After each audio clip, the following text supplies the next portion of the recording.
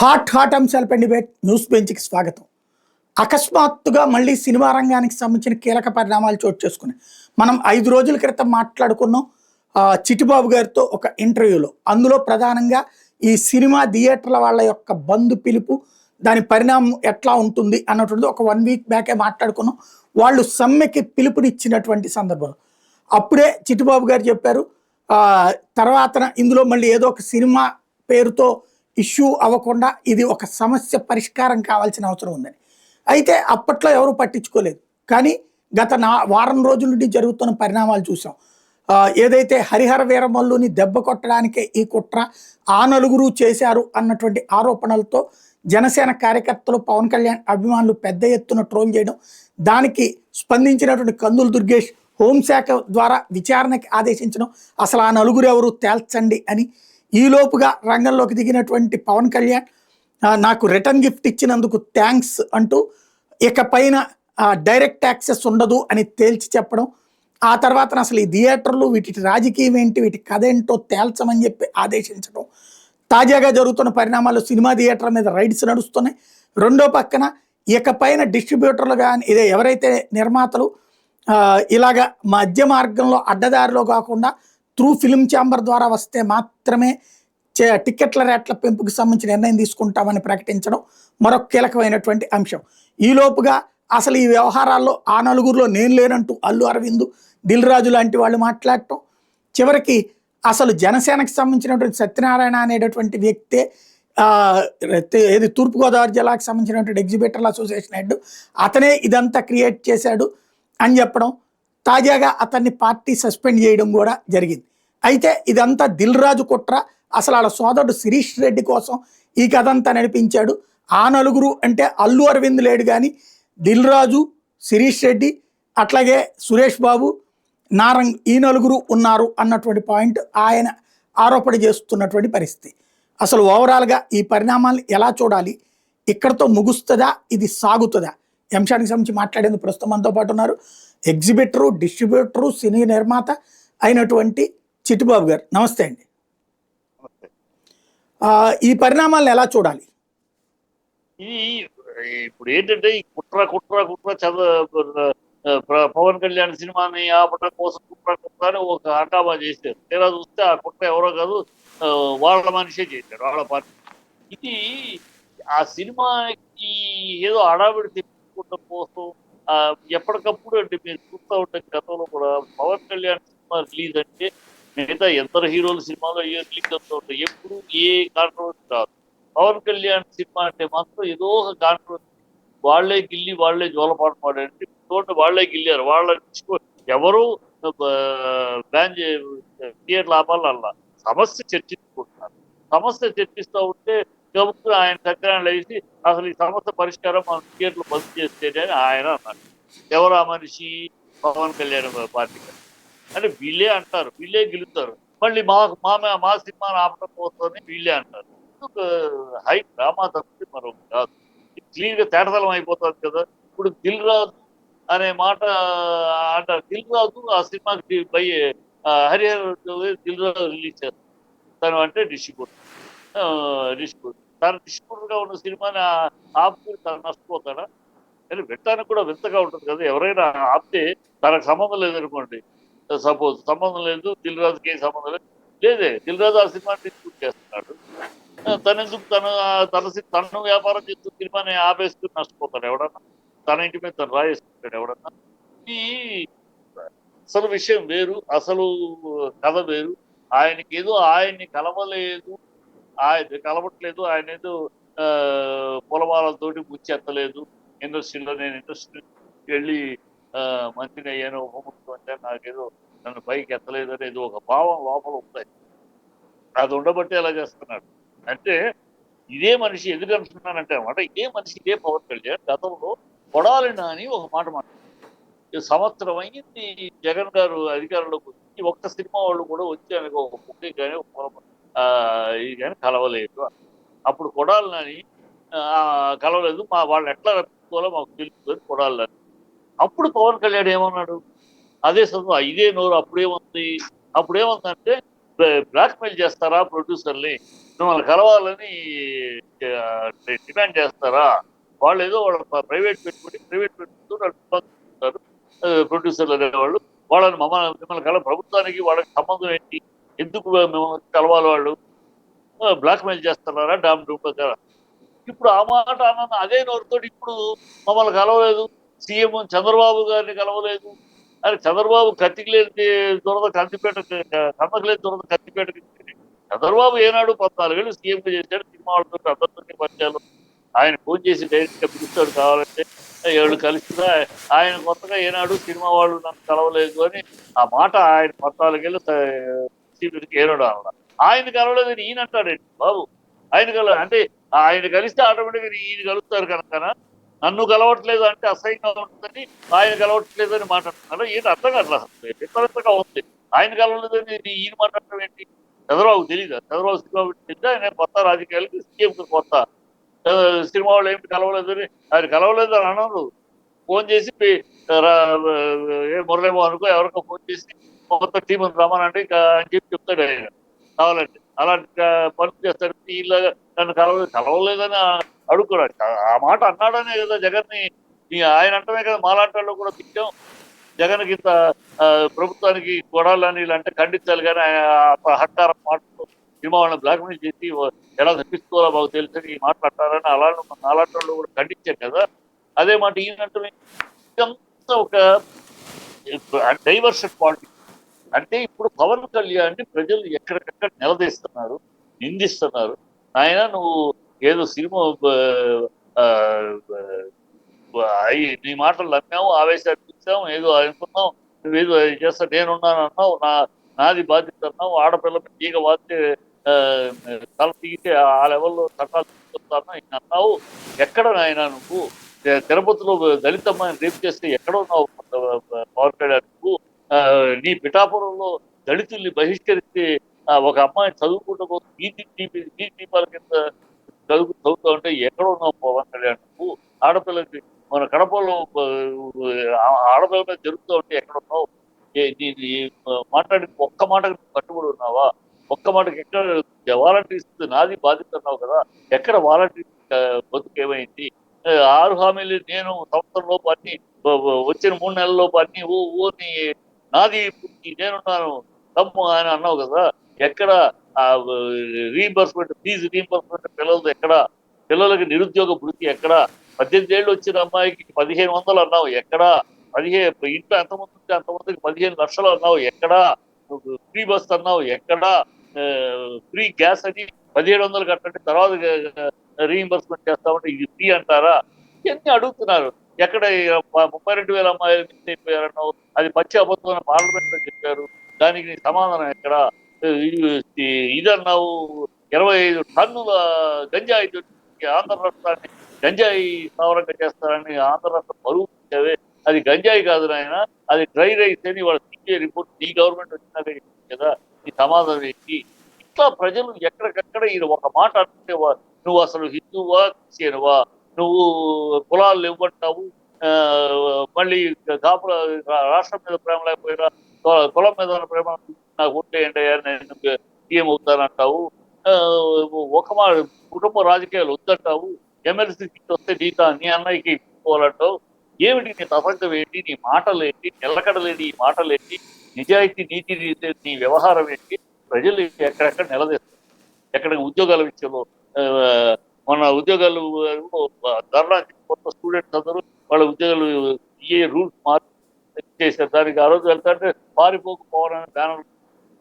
ఈ ప్రజలు ఎక్కడెక్కడ పవన్ కళ్యాణ్ నిలదీస్తున్నారు. మేము చంద్రబాబు నమ్మలేదయ్యా, చంద్రబాబు గతంలో కూడా ప్రామిస్ చేశాడు, ఒక ప్రామిస్ నెరవేర్చలేదు, అతను అంతే మాకు తెలుసు. కానీ నువ్వు పక్కన ఉన్నావు, నువ్వు గొంతు చించుకుని జూట్టెగరేసుకుని ఆవేశంగా మాట్లాడుతూ ఉంటే ఏదో నువ్వు ఉన్నావు, చేస్తావు, పొడి చేస్తావు, సినిమాల్లో చేస్తాడు, ఏదో చేసేస్తావు నమ్మాము, నిన్ను నమ్మి ఓట్లు వేసాము.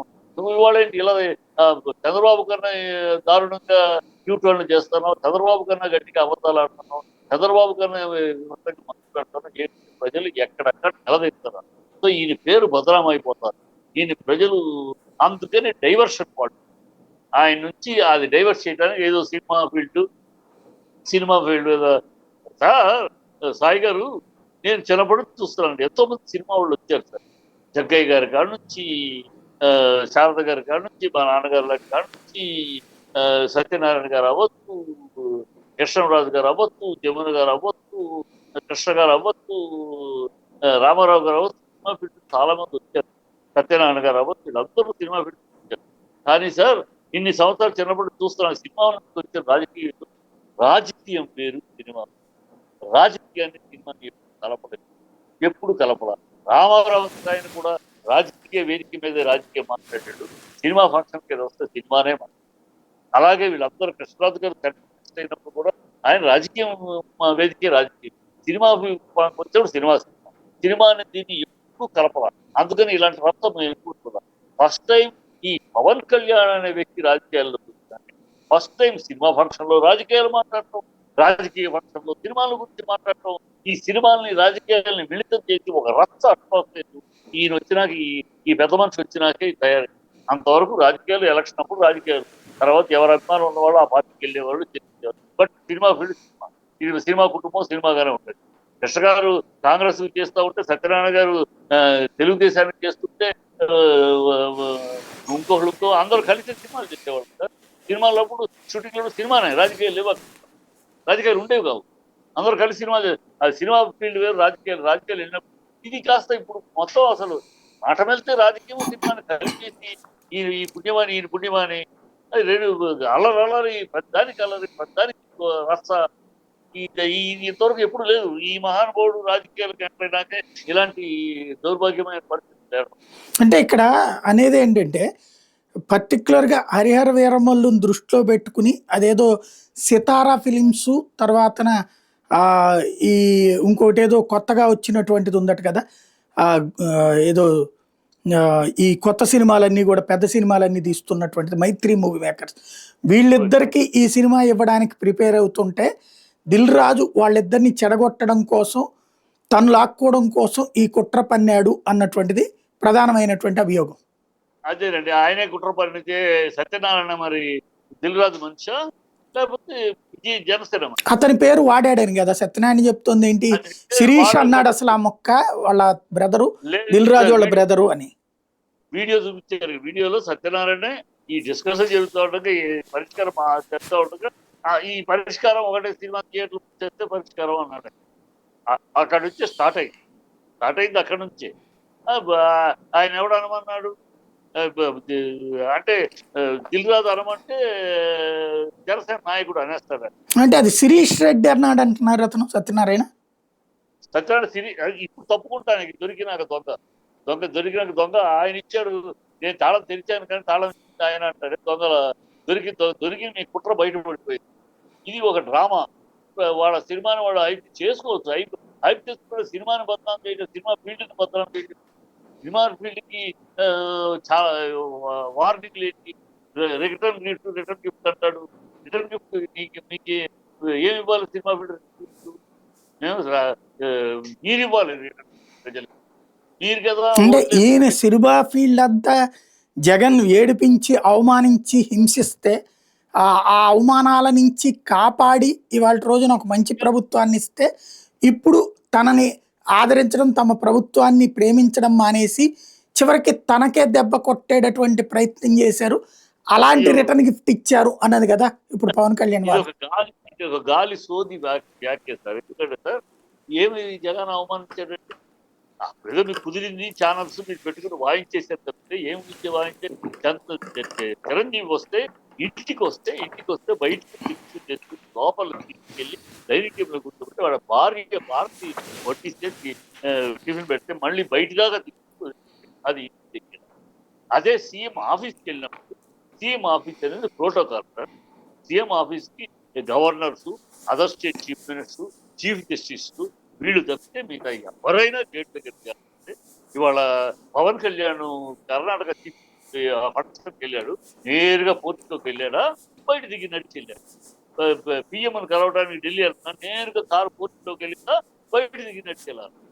పిఎం ఆఫీస్ గవర్నర్ ప్రోటోకాల్లో అందరూ ఎవరు పడితే అందరి కాళ్ళు నేరుగా వెళ్ళవు, ఆ గేట్ దగ్గర దిగాల్సింది. Only other state CM, chief జస్టిస్లు అలాంటి స్థాయి ఉన్న వాళ్ళకే లోపల దాకా ప్రోటోకాల్. ఈ ప్రోటోకాల్ తెలియకుండా ప్రజలకు తెలియదు కనుక దాన్ని బయట కూర్చోబెట్టారు, బయట మైకులు పెట్టారు అని హడావిడి చేశారు. వాళ్ళ ఛానల్స్ ఉన్నాయి, డబ్బా కొట్టేశారు. ఆవేశంగా ప్రజలు నమ్మేశారు. అయ్యో నిజమా అని. అదే నిజం కాకుండా కాదు. సినిమా థియేటర్ల దగ్గర అంటే వాళ్ళని కూర్చోబెట్టి టిక్కెట్ల రేట్లు తగ్గించి ఏడిపించారు సినిమా రంగాన్ని. అట్లాగే ఇప్పుడు మరి సినిమా ఆ, థియేటర్ల దగ్గరన ఎంఆర్ఓలని రెవెన్యూ శాఖ వాళ్ళని పెట్టి టిక్కెట్ల దాని మీద దాడి చేయించారు.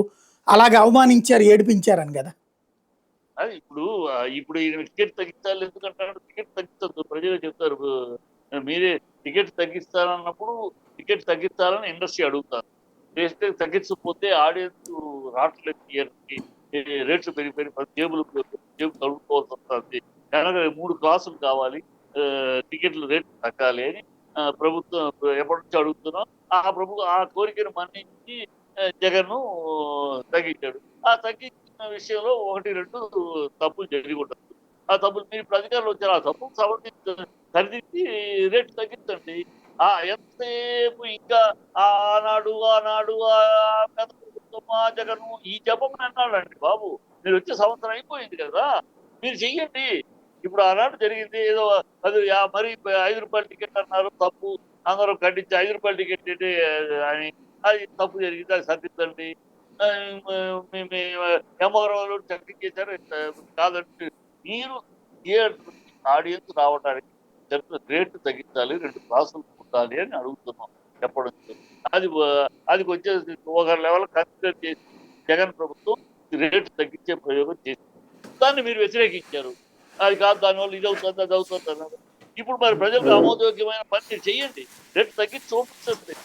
సామాన్యుడికి అందుబాటులో ఉంటే రేట్లు కావాలని చెయ్యండి. అప్పుడు ఆయన ఇంకో మంచి పని కూడా గత ప్రభుత్వం చేసింది. ఏమని రేట్లు తగ్గించాలంటే, రేట్లు పెంచుకున్నా అంటే 100 కోట్లు సినిమాకే ఖర్చు పెట్టితే ఆ సినిమాకి అది చాలా గొప్ప విషయం. అది అంటే ప్రతోడు 100 కోట్లు ఖర్చు పెట్టారు, 200 కోట్లు. అందులో రెమ్యూనరేషన్ లో 80% రెమ్యూనరేషన్, 100 కోట్లు 80 కోట్లు ఏమో remuneration, heroine director cameraman remuneration. 20 కోట్లు సినిమా ఖర్చు పెట్టేసి 100 కోట్లు సినిమా అంటే కుదరదు. సో 100 కోట్లు సినిమాకే ఖర్చు పెట్టాం అని చూపించుకోండి, అప్పుడు రేట్లు పెంచుకోవడానికి 2 వారాలు ఇస్తాను. ఆ మాట, ఆ రూల్ వచ్చినాక ఎన్ని సినిమాల రేట్లకు వచ్చారు? 4 సినిమాలు. అంటే జెన్యూన్ గా 100 కోట్ల సినిమాగా 4 వచ్చాయి. అంతకుముందు ప్రతోడు వచ్చేవాడు. ఇప్పుడు ఆ సిస్టమ్ చేస్తే ఎట్లా? అది గత ప్రభుత్వం చేసింది కనుక మేము చేస్తాము.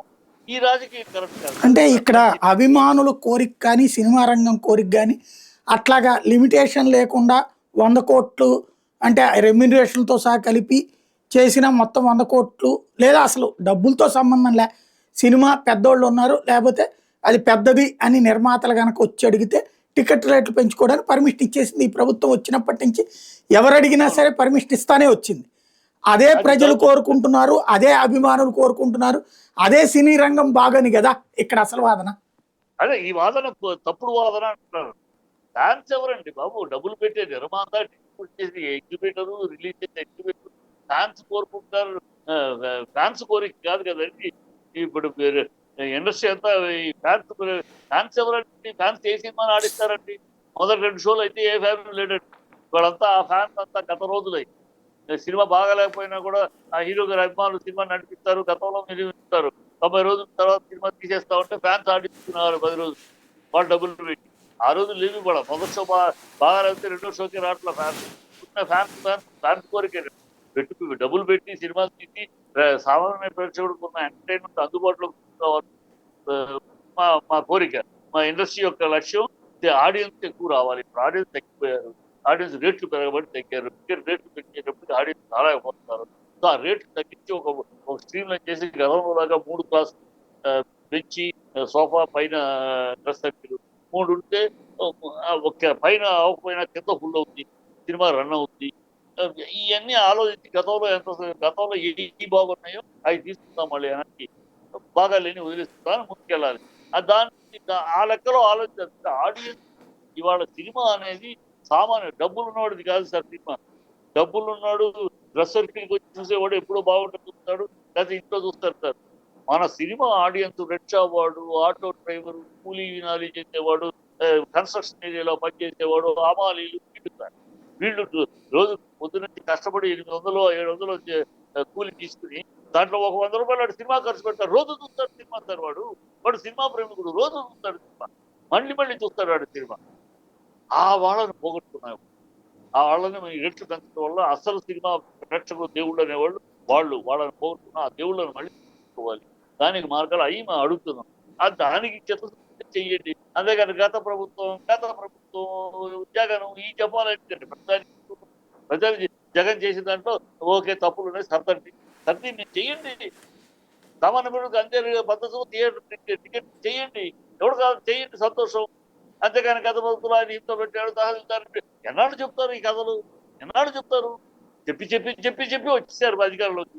ఇంకా అధికారంలో వచ్చే సంవత్సరం అయినా కూడా ఇదే సోద, ఇదే కాకి గోల.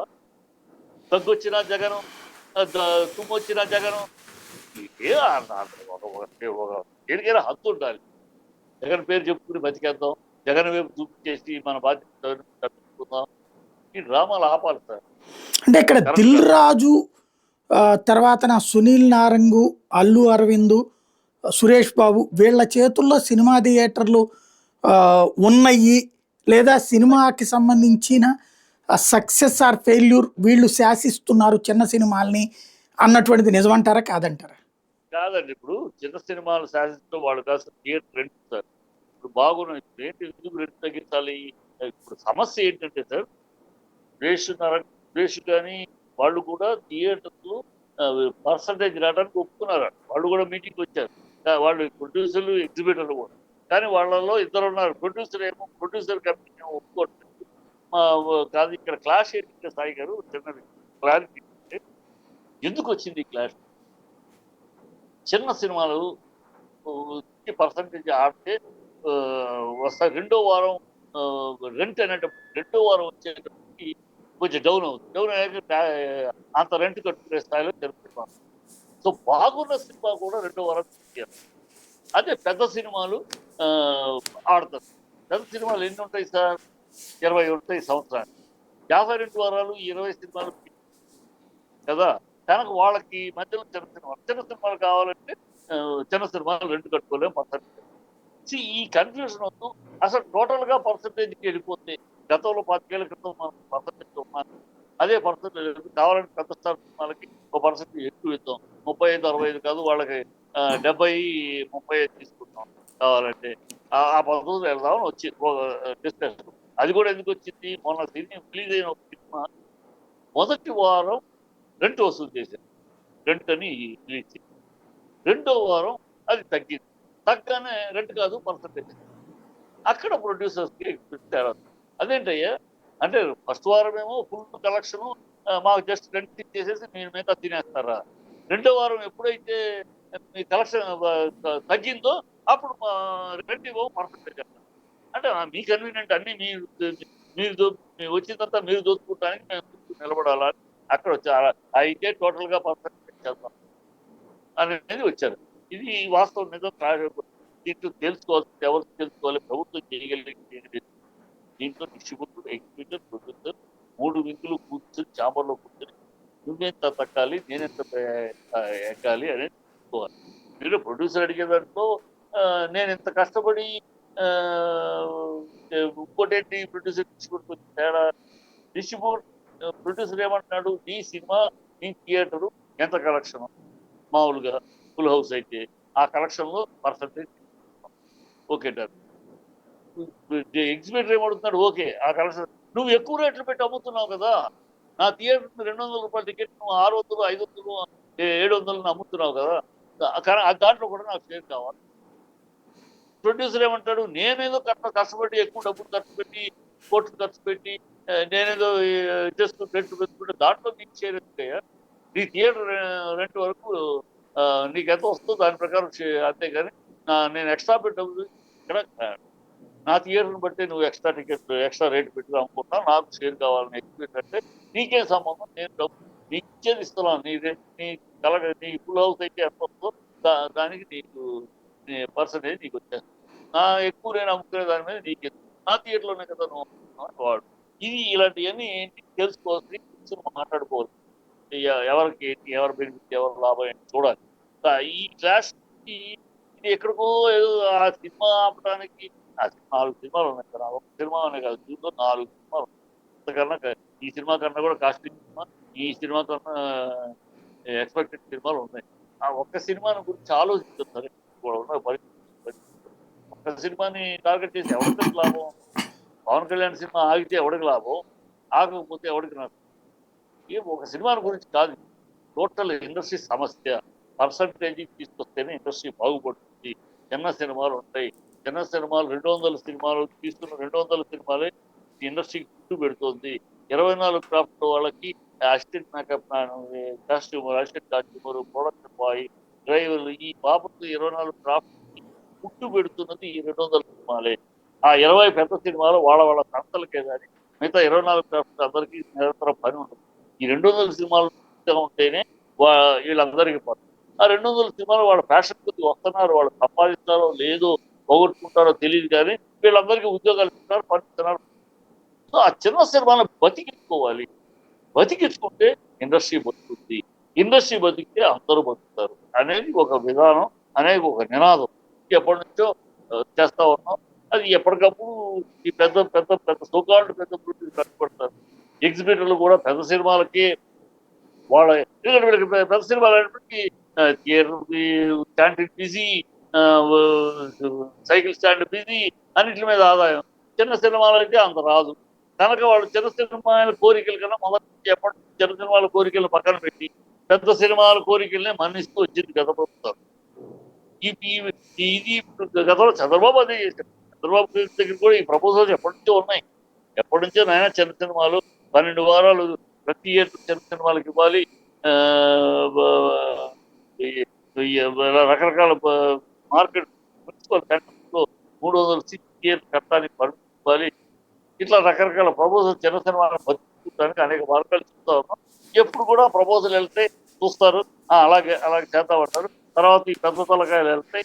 అది పక్కన పడిపోయి దీని గురించి పట్టింపు లేకుండా వాళ్ళ పెద్ద ప్రపోజల్ సేల్స్ టాక్స్ తగ్గించాలో ఆటి మీద వాళ్ళకి ఇవ్వాల్సిన ఫెసిలిటీ ఇచ్చేస్తారు. ఈ పెద్దవాళ్ళకి ఈ చంద్రబాబు అంతే కదా! కార్పొరేట్ మైండ్ ఆయన. అది చిన్నవాళ్ళ గురించి ఆయనకి ఆలోచన ఒకే ఒక్క రాజశేఖర రెడ్డి గారు ఒక్కరే ఆయన ఒక్కరే దీన్ని బాగా అర్థం చేసుకున్నాడు ఆయన. నేను ఆయన పీరియడ్‌లోనే మిగతా వాళ్ళతోటి మిగతా సార్లు ఎళ్ళినా కూడా ఆయన పీరియడ్‌లో చిన్న సినిమాల యొక్క డెలిగేషన్‌గా నేను ఎళ్ళాను. నేను కన్వీనర్‌గా డెలిగేషన్ ఆయన దగ్గరికెళ్ళాను. ఆయన ఒక్కడే అర్థం చేసుకున్నాడు. అంటే బహుశా 'రాజు యువరాజు' సినిమాలు కూడా ఆయన థియేటర్ ఉండబట్టాయేమో. ఆయన ఒక చిన్న సినిమాలు బతకడానికి ఏమేమి కావాలి? ఎట్లా చేయాలి? ఏమేమి ప్రపోజల్స్ పెట్టాలని డిస్కస్ చేసి ఆ పీఏని కూడా పిలిచి ఆయన ఐఏఎస్ ఆఫీసర్ ఇయన్నీ నోట్ చేసుకోండి. నేను ఎళ్ళొచ్చిన తర్వాత discuss we have to do something for picture అనేసి ఎళ్ళాడు ఆయన. భగవంతుడు ఆయన తీసుకెళ్ళిపోయాడు. ఎళ్ళినాక పౌరాలు కొట్టుకున్నాడు. తిరిగి వాళ్ళకి ఆయన చెప్తే డెఫినిట్‌గా ఇవాళ ఈ సమస్య ఉండేది కాదు. ఆయన ఎప్పుడో సాల్వ్ చేసారు. అంటే ఇక్కడ వీళ్ళందరూ అసలు ఆ! సొల్యూషన్ అంటే ఇప్పుడు వీళ్ళు అడుగుతున్నదేమో అంటే దిల్ రాజు గారు మొన్న చెప్పడం ఏంటి ఫస్ట్ వారం రెంట్ ఇస్తున్నాము సెకండ్ వారం షేరింగ్ ఇస్తున్నాము అంటున్నారు వీళ్ళేమో అదే ఫ్రమ్ ద బిగినింగ్ షేరింగ్ కావాలి అంటున్నారు అట్లాగే అవును. ఈ పెరిగిన టిక్కెట్ల రేట్ల ప్రాతిపదికన ఇవ్వమంటున్నారు అది అవును. ఇవ్వడానికి వీళ్ళకి ఇష్టం ఉండదా ఇష్టం ఉండదు. ఎందుకంటే మేము రేట్లు పెంచుకునే ప్రాతిపదిక మేము కష్టపడి ఇన్వెస్ట్ చేసాం. ఎక్కువ డబ్బులు ఖర్చు పెట్టి మేము సినిమా తీసాం. దానికోసం మేమేంటంటే దాంట్లో మీకు షేర్ ఎట్లాగో మీ ఇన్వెస్ట్‌మెంట్ ఏమీ లేదు కదా! మీది రొటీను మీ సినిమా మీ థియేటర్ పెట్టేసారు. కొత్తగా మాకేమన్నా మేము ఖర్చు పెట్టడానికి మీరేమన్నా ఇన్వెస్ట్‌మెంట్ ఇచ్చారా? లేదు కదా! మా ఇన్వెస్ట్‌మెంట్ ఇది. మా ఇన్వెస్ట్‌మెంట్ మేమేదో కలెక్ట్ చేసాం. వాళ్ళనేదంటే మేము అడ్వాన్స్ ఇస్తున్నాం కదా! అయన్నీ మా థియేటర్‌లో ఆడటం కోసం మేము డిస్ట్రిబ్యూటర్‌కి ఇస్తున్నాం. డిస్ట్రిబ్యూటర్ మీకు ఇస్తున్నాడు. ఇయన్నీ కలిసిపోతాయి కదా! వాళ్ళు మాకు వాటా కావాలి. నా థియేటర్‌లో ఆడుతున్నారండి. మీరెక్కడో ఆడుకుంటే నాకనవసరం. నా థియేటర్‌లో ఆడుతూ నా థియేటర్ రూ. 150 టికెట్‌కి మీరు 500కి అమ్ముతున్నారు. ఎట్లా నాకు దాంట్లో సంబంధం లేదంటే ఎట్లా అని వాళ్ళ ఇది వీళ్ళేమో అసలు ఈ పాయింట్ కూడా 'దిల్ రాజు' గారు అన్న పాయింట్ కూడా చాలా తప్పు సార్. మేము ఫస్ట్ వీక్ ఏమో మీకు రెంటే ఇస్తాము. రెండో వీక్ నుంచి మీకు షేర్ చేస్తామంటే ఫస్ట్ వీక్ రెంట్ ఎందుకు ఇస్తారు? ఫస్ట్ వీక్ మీ పెద్ద హీరో సినిమాలు ఫుల్ హౌసెస్ మీరు ఎక్కువ రేట్లు పెట్టుకొని బీభత్సంగా కలెక్షన్ వచ్చేస్తుంది. అప్పుడేమో ఆ కలెక్షన్‌లో వాటా ఇవ్వరు. మీరు రెంట్ రెంట్ ఎంత అంత తీసుకోవడానికి మిగతా అంతా మా జేబులో వేసుకుంటాం. అదే కంటిన్యూ చేయండి పోనీ రెండో వారం కూడా. కానీ రెండో వారం వచ్చేటప్పుడు కలెక్షన్ తగ్గుతుంది కదా, రెండో వారం వచ్చేటప్పుడు తగ్గుద్ది. తగ్గినప్పుడు అప్పుడు రెంట్ కాదు రెంట్ షేరింగ్ పర్సెంటేజ్ ఇస్తారు. షేరింగ్ ఇస్తాం. ఇది యాక్సెప్ట్ కాదు కదా. అందుకనే అక్కడ ఎగ్జిబిటర్స్ దాంట్లో కూడా న్యాయం ఉంది, కేవలం మొండితనం కానీ న్యాయం ఉంది. ఈ ఎక్స్‌ప్లాయిటేషన్ ఎందుకు ఎక్స్‌ప్లాయిట్ చేస్తున్నారు ఈ పెద్ద ప్రొడ్యూసర్లు? ఎగ్జిబిటర్ ఈజ్ డిపెండెంట్ ఆన్ పెద్ద సినిమా. వాడి సినిమా థియేటర్ రన్ చేసుకోవాలి, బాగా రన్ అవ్వాలంటే పెద్ద సినిమాలే కావాలి. చిన్న సినిమాలు అంత రెంట్ ఇవ్వలేదు. సో అంత రెంట్ ఇచ్చుకోవాలంటే పెద్ద సినిమా. సో పెద్ద సినిమాల వెనకాల వీళ్ళు వాళ్ళ దయాదాక్షిణ్యం, వాళ్ళు దయాదాక్షిణ్యం ఎప్పుడైతే ఉంటున్నారో వాళ్ళు ఎక్స్‌ప్లాయిట్ చేస్తారు. ఎస్ నీకు థియేటర్‌కి ఇస్తాం, కానీ ఫస్ట్ వీక్ అయితే రెంట్, రెండో వారం ఇట్లాగా ఎక్స్‌ప్లాయిటేషన్ జరుగుతుంది. ఇప్పుడు ఒక సినిమా ఎగ్జిబిటర్కి హక్కు ఉండదా? నాకు ఈ సినిమా కావాలి అంటే తప్పనిసరిగా ఇవ్వాలన్న హక్కు ఉండదా? వీళ్ళని లేదు, మెప్పిస్తే మాత్రమే ఇస్తారా? అంతే ఒప్పిస్తేనేదండి. ఇదివరకు ఆ రోజుల్లో డిస్ట్రిబ్యూషన్ కంపెనీలు ఉన్న రోజుల్లో లక్ష్మీ ఫిలిప్స్, అన్నపూర్ణ, పూర్ణ పిక్చర్స్ అలా డిస్ట్రిబ్యూషన్ ఆఫీసులు ఉంటాయి. ఆ డిస్ట్రిబ్యూషన్ ఆఫీసులు ఉన్నప్పుడు అంటే వాళ్ళ కంట్రోల్లో కొన్ని థియేటర్లు ఉంటాయి. సో ఆ లక్ష్మీ ఫిలిమ్స్ రిలీజ్ అంటే ఆ థియేటర్లు అందరికి తెలుసు, అట్లా ఉండేది. ఇప్పుడు అది లేదు. ఇప్పుడు ఎవరికైనా ఇండివిజువల్ అయిపోయారు, జిల్లాల బయ్యర్స్ అయిపోయారు. సో థియేటర్ అనేవాడు ఎగ్జిబిటరే సినిమాని పట్టుకోవాలి. అందుకని ఆ పెద్ద సినిమాలు కొన్ని డిస్ట్రిబ్యూటర్ వెనకాల పడతారు. అది అడ్వాన్స్ ఇస్తాడు. నేను ఆ సినిమా నాకు ఇవ్వు, నా థియేటర్ ఇదిగో అడ్వాన్స్ నేను ఇస్తాను, నువ్వు ఇచ్చే ప్రొడ్యూసర్ ఇచ్చే అడ్వాన్స్ డబ్బుకి నేను ఇస్తాను చేయగలుగుతాను. అడ్వాన్సులు ఈ థియేటర్ క్యాంటీనోడు, ఈ థియేటర్ ఓనరు, ఎగ్జిబిటర్ డిస్ట్రిబ్యూటర్కి ఇస్తాడు. డిస్ట్రిబ్యూటర్ అన్ని వీళ్ళకి కలెక్ట్ చేస్తూ, తను కలెక్ట్ చేస్తూ, అందరూ అన్ని థియేటర్ దగ్గర అడ్వాన్స్ కలెక్ట్ చేస్తూ తన డబ్బు కొంత వేసి ప్రొడ్యూసర్. ఇది జరిగే సిస్టమ్. రైట్. ఇప్పుడు పవన్ కళ్యాణ్ తన దగ్గర ఉన్న శాఖలందరికీ కూడా హెచ్చరికలు ఇచ్చారు. థియేటర్లలో ఈ తినుబండారాలకు సంబంధించిన క్వాలిటీలు ఎట్లున్నాయి, రేట్లు ఎట్లున్నాయి, వీటన్నిటి మీద నివేదిక. అవి తగ్గించే ఏర్పాటు, అట్లాగే వాటిని స్ట్రీమ్ లైన్ చేసేటటువంటి చర్యల్ని మీరు ఎలా చూస్తారు? ఇది ఖచ్చితంగా చెయ్యాలని చెప్తాను. చేయగలిగితే సంతోషమే, కానీ చేయటం చాలా కష్టం, చాలా విధానం. ఎందుకంటే సార్ వాడు నీ గవర్నమెంట్ దగ్గర డబ్బు తీసుకుని నేను చేయట్లేదు కదా, నేను వ్యాపారం నా రేటింగ్ నేను థియేటర్లో చేయడానికి మీరు ఏమైనా గవర్నమెంట్ ఏమైనా సబ్సిడీ ఇస్తుందా, ఏమైనా ఫ్రీగా ఇస్తుందా? లేదు, నేను చేసుకుంటాను. కొనేవాడు కొంటాడు, లేకపోతే లేదు. నేనే బలవంతం కొంటాను చేయట్లేదు అని వాడి రాజుకున్న వాడిని ఎగ్జిబిటర్ థియేటర్ ఓనరు వాడిని నోరు మూసుకుని నేను చెప్పినట్టుగా అమ్ము అనే స్థాయి ఎగ్జిబిటర్ లేదు. ఎందుకంటే సినిమా కొనేటప్పుడు వాడు పెట్టుబడి కాదు, వాడు డబ్బులు ఇస్తున్నాడు. క్యాంటీన్ వాడు కూడా డబ్బులు ఇస్తున్నాడు సార్ సినిమా కొనడానికి పెట్టుబడి. కనుక వాడిని కమాండ్ చేసే పొజిషన్ ఎగ్జిబిటర్ లేదు. కనుక ఎగ్జిబిటర్ ఈ వీడేమంటాడు, నేను నా డబ్బుతో నేను వ్యాపారం, మీరేమన్నా గవర్నమెంట్ ఏమన్నా ఫ్రీగా ఇస్తుందా, సరుకులు ఫ్రీగాను ఏమైనా ఇస్తుందా, గవర్నమెంట్ ఏమైనా సబ్సిడీ ఇస్తుందా నాకు, మీరు నన్ను కంట్రోల్ చేయడం ఈ రేటుకి అమ్మని లైఫ్ బై రేటుకి అమ్ముతాడు, లక్స్ రేటుకి అమ్ముతాడు. మీరెవరు ఈ రేటుకి అమ్మండి అని చెప్పడానికి? In what way you can dictate తరపు వాళ్ళు లీగల్ రైట్స్ వాడికి ఉన్నాయి కదా సార్. సో అంత ఈజీగా ఏదో చేసేస్తావు దూకేస్తావు అంటే సినిమాలో కాదు కదా. పవన్ కళ్యాణ్ అసలు సినిమాలో అన్నట్టు క్లైమాక్స్ అయ్యే లోపు ఎంత చూస్తామని క్లైమాక్స్ అయ్యే లోపు జరిగిపోతుంది. అట్లా కాదు. ఇక్కడ అనేక టెక్నికల్ గాను లీగల్ గాను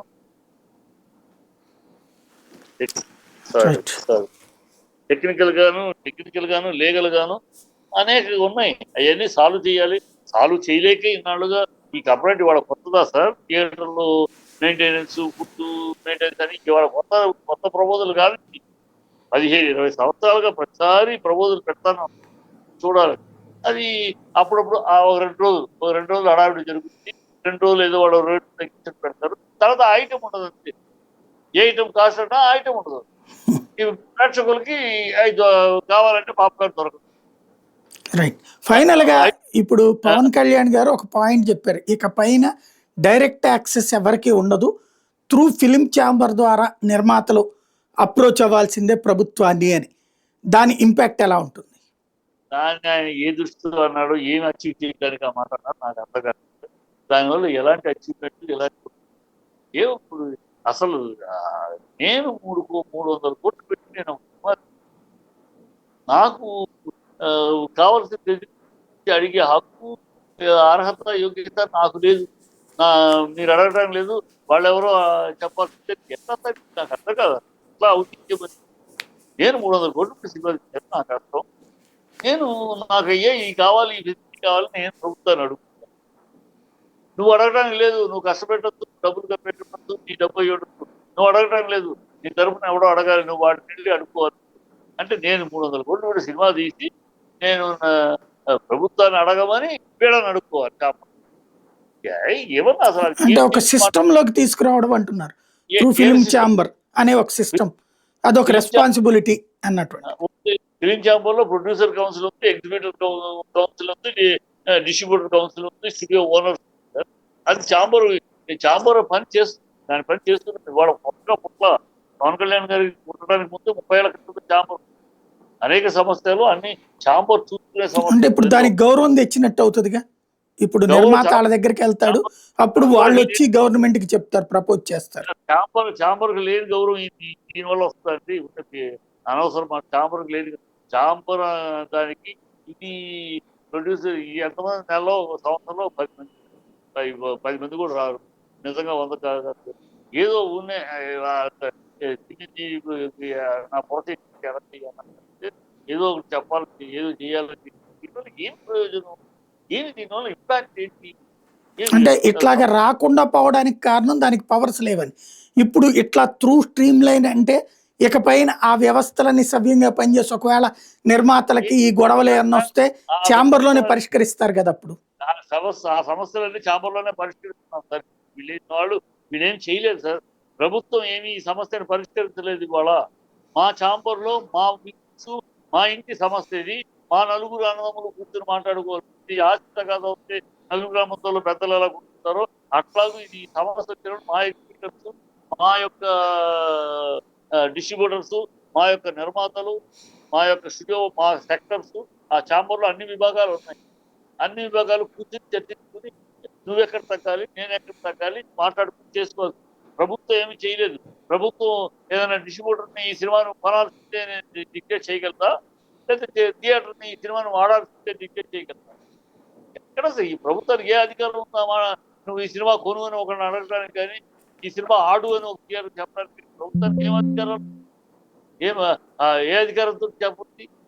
ఇవన్నీ ఉంటే ప్రజలకి, మామూలు జనాలకు తెలియదు కనుక ఏదో చేసేస్తున్నాడు ఈయన, సినిమా ఫీల్డ్ ఏదో చేసేస్తున్నాడు, సినిమా ఫీల్డ్కి ఏదో అని ఒక కలరింగ్ అంతే. ఏదో ఈ చేసిందే లేదు, ఎన్నాళ్ళు సినిమా ఫీల్డ్కి చేసిందే లేదు, చేయబోయేదే లేదు, ఒక కలరింగ్ తప్పితే ఏదో చేసేస్తున్నాడు. ఈనాళ్ళు రాజకీయాలు అదే చేస్తాడు, ఏదో చేసేస్తాడు. పవన్ కళ్యాణ్ ప్రకారం ఏదో చేస్తాడు, పొడి చేస్తాడు, డాక్టర్ ప్రకారం చేసేస్తాడు అని కలరింగ్ జరిగి తేలిపోయింది. 6 అడుగులు బుల్లెట్ కదులుతుంది. అలాగే సినిమా ఫీల్డ్కి ఏదో చేసేస్తాడు. ఏమి ఆయన సినిమా ఫీల్డ్కి డిస్టర్బ్ చేయకుండా ఉంటే చాలు సార్. ఆయన ఏం చెయ్యగలరు. సమస్యలన్నీ మేము పరిష్కరిస్తున్నాం. సినిమా ఫీల్డ్ 30 ఏళ్ళుగా ఉంది. 30 ఏళ్ళుగా అనేక సమస్యలు అనేక సందర్భాల్లో పరిష్కరిస్తుంటే వస్తున్నాం. ఒక సమస్య వచ్చినప్పుడు ఒక దారి చేస్తూ వస్తాం. దాన్ని ఊనే హంగామా చేసి ఏదో లేని దాన్ని ఇదేదో పెద్ద సమస్య ఉన్నట్టు ఆ సమస్యని సాల్వ్ చేసేస్తారు. పవన్ కళ్యాణ్ గారు సినిమా ఫీల్డ్ లో ఒక దారికి తెచ్చారు అని ఆయనకు అనవసరం. Right, thank you very much అండి. ఇది పరిస్థితి. తాజాగా జరుగుతున్న పరిణామాలు, దాని వెనకాల ఉన్నటువంటి వాస్తవాలు, ఎవరి వాదన వాళ్ళది. సినీ రంగంలో ఎదురవుతున్నటువంటి సవాళ్ళని అధిగమించేందుకోసం పవన్ కళ్యాణ్ ప్రయత్నిస్తున్నారన్నది అభిమానుల feeling. At the same time అసలు అక్కడ పరిష్కరించేటటువంటి దిశగా కాకుండా సరికొత్త వివాదాల వైపుకి తీసుకువెళ్తున్నారన్నటువంటి మరొక వాదన. ఏది నిజం అన్నది కాలం డిసైడ్ చేయాల్సి ఉంది.